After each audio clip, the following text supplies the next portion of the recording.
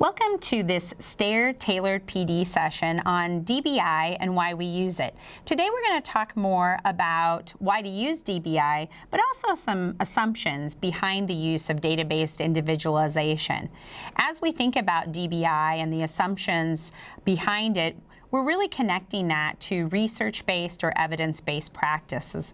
We really want you thinking about and utilizing practices that you can be confident in.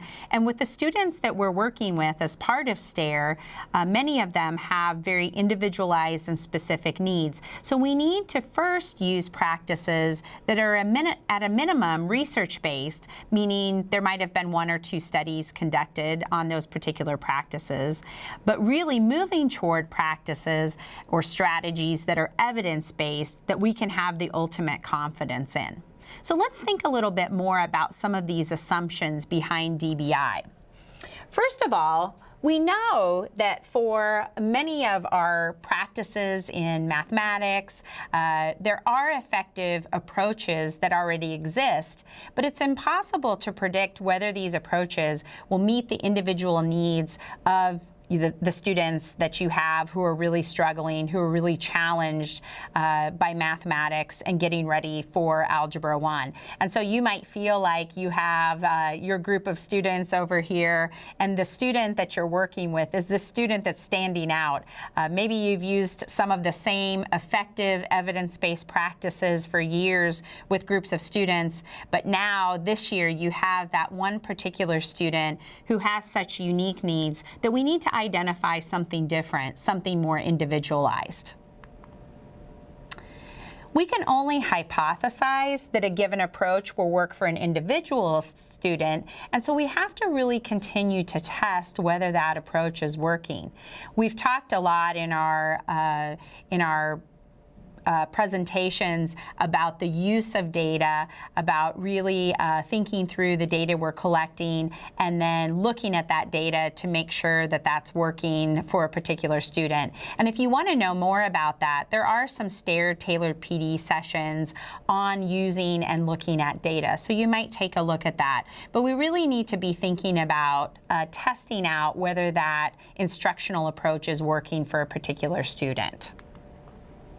Once we are on this road of thinking about how to collect ongoing assessment data, another assumption of DBI is that we use that ongoing assessment data, as you see in this example here, to determine whether an approach is working for an individual student. We don't want to just use gut instinct. We don't want to make a guess. We actually want to collect that data as evidence to determine whether the approach is working or not for a particular student. That, again, will give us a lot of confidence in the different methods we're using, will give us a lot of confidence going forward in that what we're doing is actually working for a particular student and enhancing academic achievement for that student.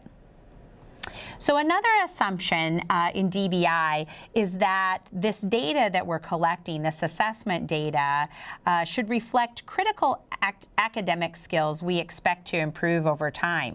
In this case, we're talking about those critical skills that lead to enhanced algebraic reasoning for students. We want those skills that moving forward will help prepare students for Algebra 1.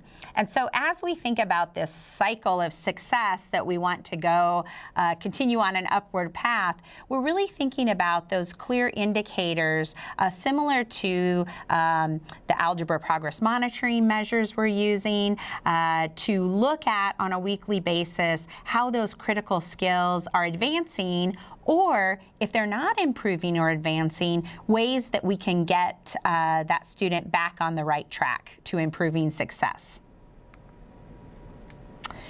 Some folks would ask, why should we be implementing DBI? Again, we know some students don't respond to research-based interventions. DBI really provides that framework to individualize instruction. And so we're thinking about that model of DBI as your conceptual model, your framework to really set up what will happen next for those students.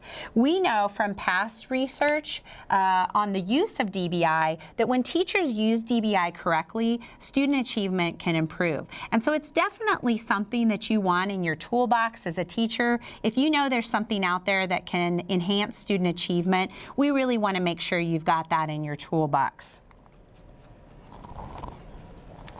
So students who are part of this project are part of this intensified intervention system. We know that those students should be students for whom the core instruction or supplemental intervention has not worked in the past.